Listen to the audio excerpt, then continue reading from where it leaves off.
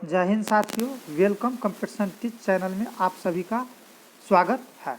मैं अमित कुमार आनंद आज के वीडियो में एनटीपीसी से संबंधित 40 महत्वपूर्ण प्रश्न लेकर आया हूं। इसका पीडीएफ का लिंक डिस्क्रिप्शन बॉक्स में दे दिया हूं, आप वहां से डाउनलोड कर सकते हैं। आरआरबी एनटीपीसी 40 महत्वपूर्ण प्रश्न का यह मेरा दूसरा वीडियो है। आप लोगों को कमेंट बॉक्स में बताना है 40 में से कितना नंबर आया है। दोस्तों, अगर किसी का 30 नंबर से कम आता है तो उसे और मेहनत करने की ज़रूरत है, और जिसका 30 प्लस आता है उसका तैयारी अच्छा चल रहा है। लगे रहिए, मेरा टेस्ट सीरीज दीजिए। मैं आप लोगों को 40 सेट देने वाला हूं। प्रत्येक सेट में 40 महत्वपूर्ण प्रश्न जीके, जीएस, करेंट अफेयर्स रहेगा। इसलिए चैनल को सब्सक्राइब कर दीजिए, वीडियो को लाइक कर दीजिए और वीडियो को अपने दोस्तों के बीच शेयर कर दीजिए। जो कंपटीशन एग्ज़ाम का तैयारी करते हैं उसका बहुत बहुत धन्यवाद। बढ़ते हैं प्रश्न की ओर। आप लोगों को प्रत्येक प्रश्न पढ़ने के बाद 3 से 4 सेकेंड का समय दिया जाएगा। उसी समय में आप लोगों को आंसर टिक करना है। तो दोस्तों, आप लोग OMR शीट या कॉपी पेन लेकर बैठ जाइए और 1 से लेकर 40 तक का नंबर लिख लीजिए। जो नंबर का क्वेश्चन सही होता है उसे सही का चिन्ह मार दीजिए, और जिसका गलत होता है उसे गलत का निशान लगा दीजिए। और लास्ट में हमें कमेंट बॉक्स में बताइए कि किसका कितना अंक आया है। चलो बढ़ते हैं क्वेश्चन नंबर 1 की ओर। क्वेश्चन नंबर 1 में है, मर्रे डार्लिंग नदी कहाँ बहती है? मर्रे डार्लिंग नदी यह ऑस्ट्रेलिया में बहता है। इसका आंसर होगा ऑप्शन नंबर सी। बढ़ते हैं क्वेश्चन नंबर 2 में। क्वेश्चन नंबर 2 में है, दक्षिण अमेरिका के वृक्ष रहित घास का मैदान क्या कहलाता है?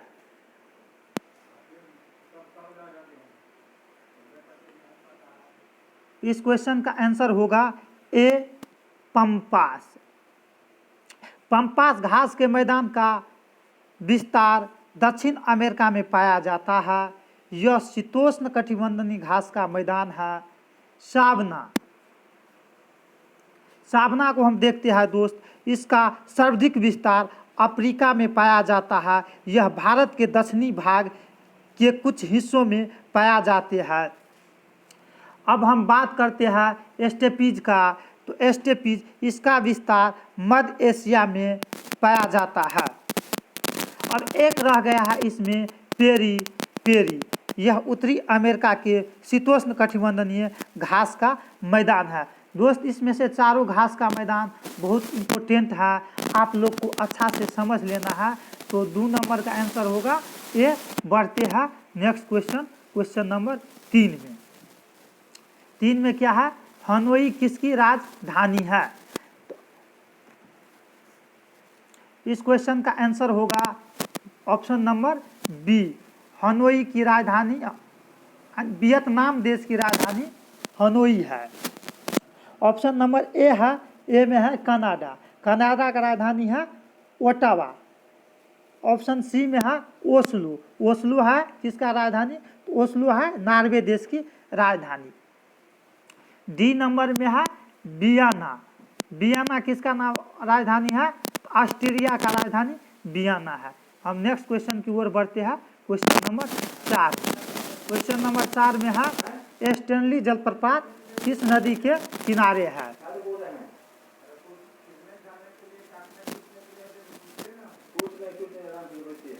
स्टैनली जलप्रपात है दोस्तों, स्टैनली जलप्रपात किस नदी के किनारे है? इस क्वेश्चन का आंसर होगा बी। स्टैनली जलप्रपात कांगो नदी पर स्थित है। डार्लिंग नदी इसमें है, ऑस्ट्रेलिया में बहता है। अब है यहाँ श्रावती नदी जो है आपको कर्नाटक में बहता है। इसी नदी पर भारत का सबसे ऊंचा जलप्रपात जोग या गरसोपा जलप्रपात है। इसे महात्मा गांधी जलप्रपात के नाम से भी जाना जाता है। बढ़ते हैं नेक्स्ट क्वेश्चन की ओर। क्वेश्चन नंबर 5 में विश्व का सबसे बड़ा बंदरगाह कौन सा है? इस क्वेश्चन का आंसर होगा ऑप्शन नंबर सी। विश्व का सबसे बड़ा बंदरगाह न्यूयॉर्क में है। न्यूयॉर्क अमेरिका देश में है। विशाखापट्टनम भारत के आंध्र प्रदेश में है। मुंबई महाराष्ट्र में है। बढ़ते हैं नेक्स्ट क्वेश्चन की ओर। क्वेश्चन नंबर 6 में। क्वेश्चन नंबर 6 में क्या है? प्रथम लिखित संविधान किस देश ने दिया है? प्रथम लिखित संविधान अमेरिका दिया है। इस क्वेश्चन का आंसर होगा डी। अमेरिका का संविधान 17 सितंबर 1787 को बनकर तैयार हुआ और यह 4 मार्च 1789 को प्रभावित हुआ। देखते हैं अगला क्वेश्चन 7 नंबर। भारतीय संसदीय शासन प्रणाली एवं विधि निर्माण प्रक्रिया प्रभावित है किस देश से?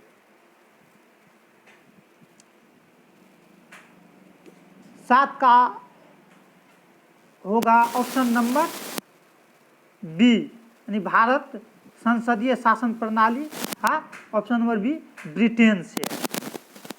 अमेरिका के संविधान से लिया गया है मौलिक अधिकार, रूस के संविधान से लिया है मौलिक कर्तव्य। बढ़ते हैं नेक्स्ट क्वेश्चन की ओर।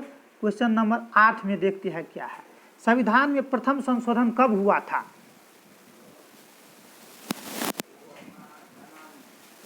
भारतीय संविधान में प्रथम संशोधन 1951 ईस्वी में हुआ था।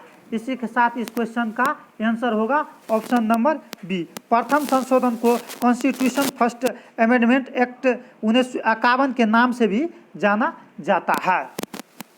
संविधान के पहले संशोधन के तहत मौलिक अधिकार में कुछ परिवर्तन किए गए हैं। अभिव्यक्ति की आज़ादी का अधिकार आम आदमी को दिया गया है तथा जमींदारी उन्मूलन का कानून लाया गया ताकि आम आदमी को अधिक अवसर मिल सके। बढ़ते हैं नेक्स्ट क्वेश्चन की ओर। नेक्स्ट क्वेश्चन क्या है?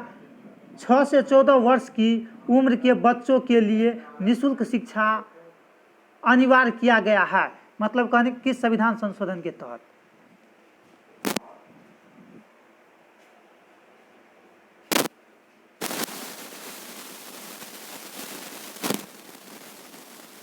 नौ नंबर का आंसर होगा ऑप्शन नंबर डी 86वां संविधान संशोधन। जी हाँ दोस्त, 86वां संविधान संशोधन 2002 में किया गया था। आर्टिकल 21 के एक को यह संशोधन शामिल करता है जिसमें राज्य कानून द्वारा निर्धारित तरीके से 6 से 14 वर्ष के सभी बच्चों के लिए मुफ्त और अनिवार्य शिक्षा प्रदान करेगा का प्रावधान है। अब देखते हैं 61वां संविधान संशोधन। 61वां संविधान संशोधन बहुत इम्पोर्टेंट है दोस्तों। 61वां संविधान संशोधन 1989 में किया गया था। इसके तहत मतदान के लिए आयु सीमा 21 वर्ष से घटाकर 18 वर्ष कर दिया गया था। बढ़ते हैं नेक्स्ट क्वेश्चन की ओर। नेक्स्ट क्वेश्चन 10 में क्या है? एक व्यक्ति 2 या अधिक राज्यों का राज्यपाल नियुक्त हो सकता है किस अनुच्छेद के तहत? इस क्वेश्चन का आंसर होगा ऑप्शन नंबर बी, अनुच्छेद 153 के 2 के तहत। अब देखते हैं अनुच्छेद 52 क्या है। अनुच्छेद 52 भारत में एक राष्ट्रपति का पद होगा। अनुच्छेद 80 लोकसभा से संबंधित है। बढ़ते हैं नेक्स्ट क्वेश्चन की ओर। क्वेश्चन नंबर 11 में है भारत में मानव विकास रिपोर्ट जारी करता है। भारत में मानव रिपोर्ट, इसका आंसर होगा option number B NITI Aayog. NITI Aayog का अध्यक्ष होता है, नीति आयोग का अध्यक्ष होता है प्रधानमंत्री। वर्तमान में प्रधानमंत्री है नरेंद्र मोदी वही है नीति आयोग का अध्यक्ष। पहले यह था योजना आयोग, इसे नीति आयोग कर दिया गया वर्तमान सरकार बीजेपी के द्वारा। बढ़ते हैं अगला क्वेश्चन में। अगला क्वेश्चन है 12 नंबर में, शहरी क्षेत्र में पाए जाने वाली बेरोजगारी को क्या कहते हैं? इस क्वेश्चन का आंसर होगा दोस्तों खुली बेरोजगारी। शहरी क्षेत्र का बेरोजगारी को खुली बेरोजगारी कहते हैं। अब आंसर देखते हैं ए नंबर में क्या है। ए नंबर में है मौसमी बेरोजगारी। मौसमी बेरोजगारी यह कृषि क्षेत्र में होता है। अब है ऑप्शन नंबर सी चक्रीय बेरोजगारी। चक्रीय बेरोजगारी आपको होता है कहाँ? यह होता है व्यापार क्षेत्र में,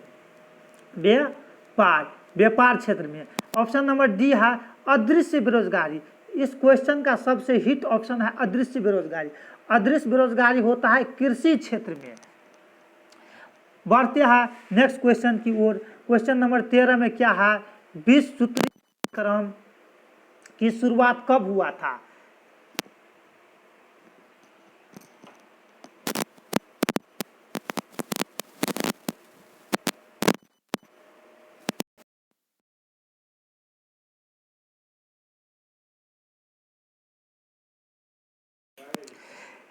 ऑप्शन होगा ऑप्शन नंबर बी 1974-75।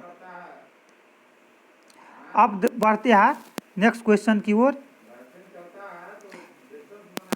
हाँ, इसमें एक चीज़ और कि विश्व सूत्री कार्यक्रम का उद्देश्य क्या था? तो विश्व सूत्री कार्यक्रम का उद्देश्य था गरीबी उन्मूलन, जीवन स्तर में सुधार लाना, सुरक्षित एवं जिम्मेदार नागरिक बनना। वर्तमान समय में 2006 विश्व सूत्री कार्यक्रम लागू है।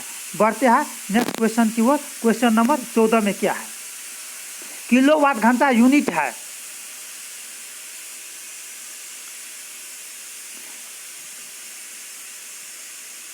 किलो घंटा वाट यूनिट है शक्ति का। बढ़ते हैं नेक्स्ट क्वेश्चन की ओर। 15 नंबर में है बादल किस कारण से वायुमंडल में तैरता है? इस क्वेश्चन का आंसर होगा ऑप्शन नंबर बी निम्न घनत्व के कारण। बढ़ते हैं नेक्स्ट की ओर। निम्न में से अधिक जलन किस में पैदा होता है? इस क्वेश्चन का आंसर होगा ऑप्शन नंबर सी भाप में जलन अधिक होता है, क्योंकि भाप में गुप्त ऊष्मा रहता है। बढ़ते हैं नेक्स्ट क्वेश्चन की ओर। क्वेश्चन नंबर 17 में क्या है? सूर्य की किरणें किस प्रक्रिया द्वारा पृथ्वी पर पहुंचती है? इस क्वेश्चन का आंसर होगा ऑप्शन नंबर ए विकिरण के द्वारा। इसमें माध्यम की कोई आवश्यकता नहीं होता है, यह सभी माध्यम से गुजर सकता है। विकिरण के द्वारा सूर्य का प्रकाश हमारे तक पहुंचता है। अब देखते हैं चालन को। चालन के द्वारा ताप तथा ऊष्मा का स्थानांतरण ठोस वस्तुओं में होता है। संवहन के द्वारा ताप तथा ऊष्मा का स्थानांतरण गैस तथा द्रव में होता है। बढ़ते हैं नेक्स्ट क्वेश्चन की ओर। क्वेश्चन नंबर 18 में है न्यूटन का पहला गति नियम संकल्पना देता है। इस क्वेश्चन का आंसर होगा ऑप्शन नंबर डी जड़त्व का। बढ़ते हैं अगला क्वेश्चन की ओर। 19 नंबर में है लैंप की बत्ती में तेल किस कारण से ऊपर चढ़ता है? इस क्वेश्चन का आंसर होगा ऑप्शन नंबर बी केशिकीय घटना के द्वारा। इसमें है एक ऑप्शन नंबर डी में है संसंजक बल।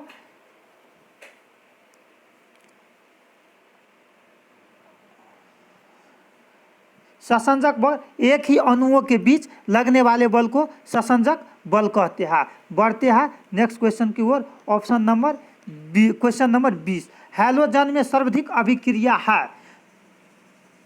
इस क्वेश्चन का आंसर होगा ऑप्शन नंबर सी हैलोजन में सबसे अधिक अभिक्रिया फ्लोरीन का होता है। बढ़ते हैं नेक्स्ट क्वेश्चन की ओर। क्वेश्चन नंबर, जर्मन सिल्वर एक मिश्र धातु है जिसमें तांबा 60%, तांबा होता है 60%, जास्ता होता है 20% और निकेल होता है 20%, और सिल्वर इसमें नहीं होता है, इसलिए इस क्वेश्चन का आंसर होगा ऑप्शन नंबर सी। बढ़ते हैं नेक्स्ट क्वेश्चन। क्वेश्चन नंबर 22 में देखते हैं।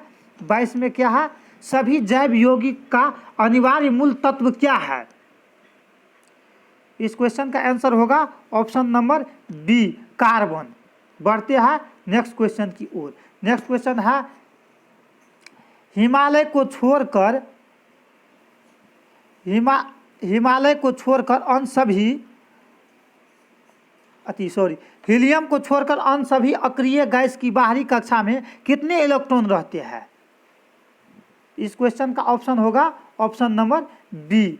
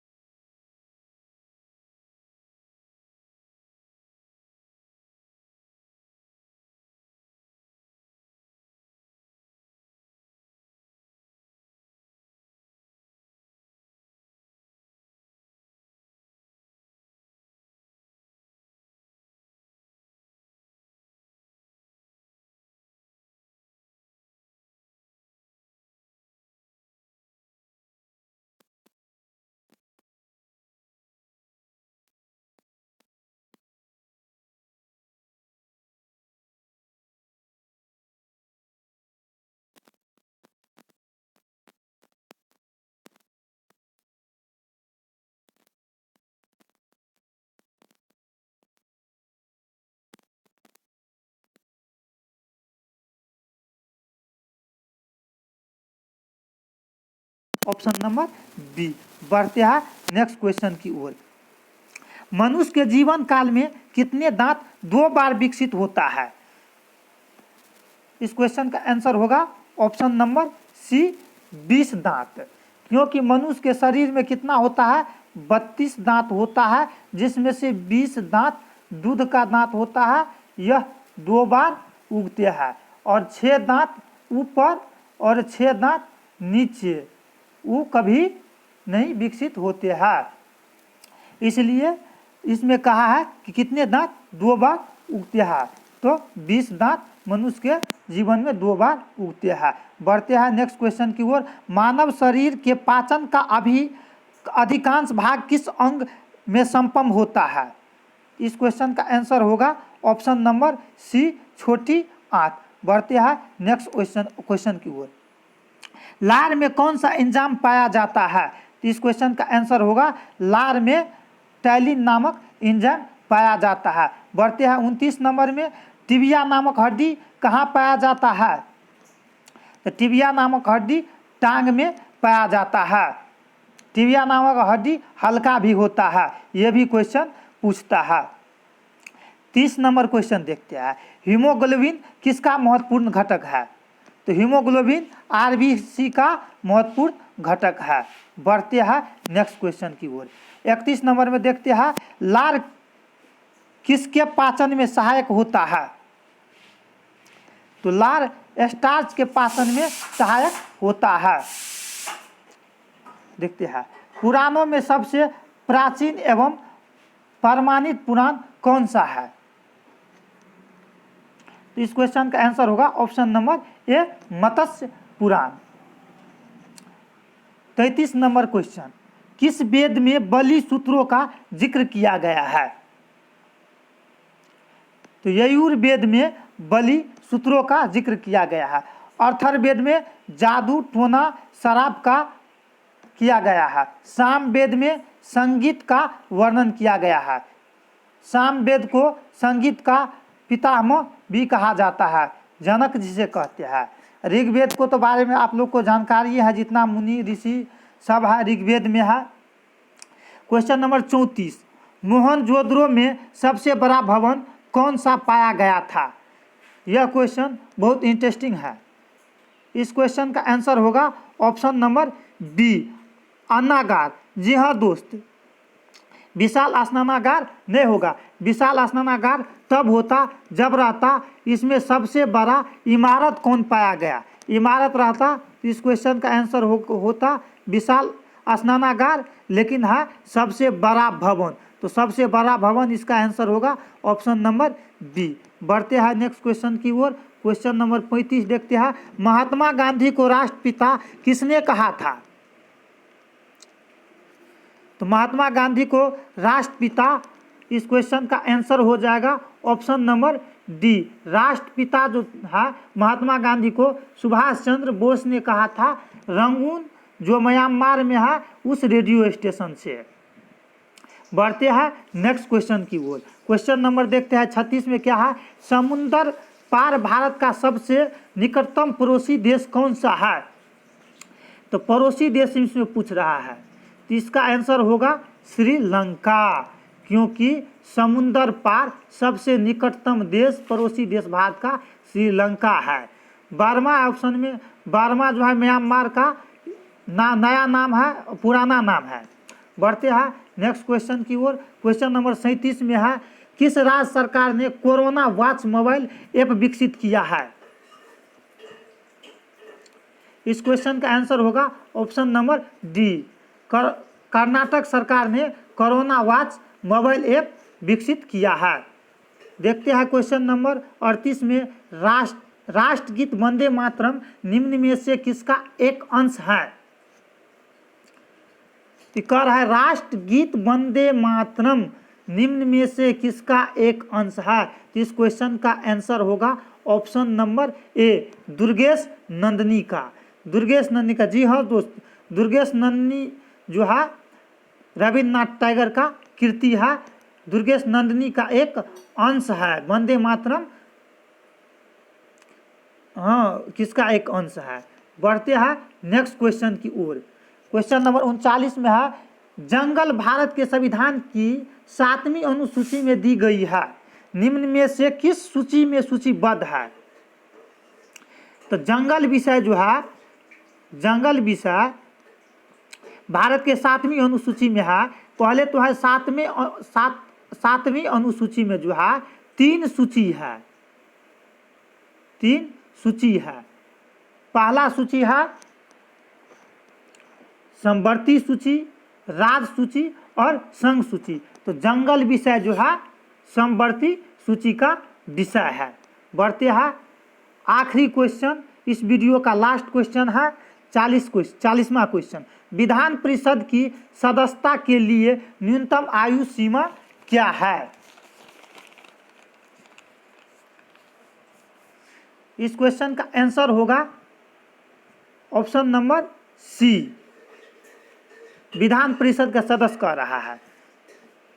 पंचायती स्तर का जो चुनाव होता है उसमें आयु सीमा 21 वर्ष निर्धारित किया गया है। मतलब 21 वर्ष जो है इसमें पंचायती लेवल का जो भी चुनाव होता है, मुखिया का चुनाव, सरपंच, जिला परिषद, वार्ड सदस्य, वार्ड पंच, सरपंच का पंच आदि जितना होता है सबके लिए 21 वर्ष निर्धारित आयु किया गया है। अब देखते हैं 25 वर्ष कहाँ होता है। लोकसभा विधानसभा के सदस्य के लिए 25 वर्ष का समय निर्धारित किया जाता है। बहुत क्वेश्चन पूछा जाता है कि प्रधानमंत्री के लिए कितना वर्ष निर्धारित किया गया है, न्यूनतम वर्ष कितना होना चाहिए? तो इसमें भी 25 वर्ष हो सकता है, क्योंकि प्रधानमंत्री लोकसभा के सदस्य का नेता होता है। अब देखते हैं इसमें है 35 वर्ष किसका होता है? राष्ट्रपति, उपराष्ट्रपति, राज्यपाल, उपराज्यपाल के लिए न्यूनतम वर्ष कितना है? 35 वर्ष है। तो इसी के साथ ये मेरा आज दूसरा टेस्ट सीरीज खत्म हुआ। आप लोग को अच्छा लगा होगा तो वीडियो को लाइक कर दीजिएगा और चैनल को सब्सक्राइब कर दीजिएगा। हम आप लोग को प्रत्येक दिन एक टेस्ट सीरीज 40 नंबर का देंगे जो एनटीपीसी के सिलेबस से संबंधित रहेगा। आप लोग पूरा खुल के तैयारी कीजिए। थैंक यू, धन्यवाद।